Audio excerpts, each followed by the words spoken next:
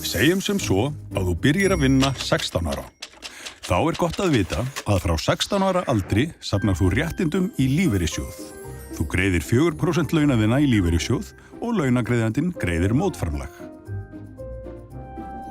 Þetta svokallað samtryggingarkerfi, sem þýðir að öll sameinumst við að tryggja hverju öðru lífeyri til æviloka og verja sjóðfélaga og fjölskyldur þeirra fyrir tekjumissi vegna örorku eða andláts.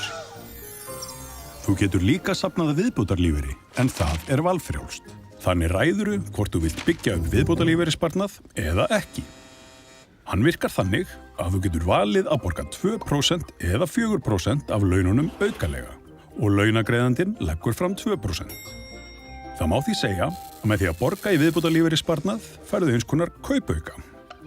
Það gott að huga að viðbótarlífeyrissparnaði sem fyrst. Með því að borga í lífeyrissjóð safnaru upp réttindum til að fá ævilangan lífeyri. Jafnframt ertu að tryggja þig og fjölskyldu þína fyrir áföllum eins og tekjutapi vegna örorku og maka þinn og börn sem fá greiðslur ef þú fellur frá. Lífeyrisréttindi þín fylgja þér í gegnum allt lífið. Þú finnur nánari upplýsingar á lífeyrismál.is.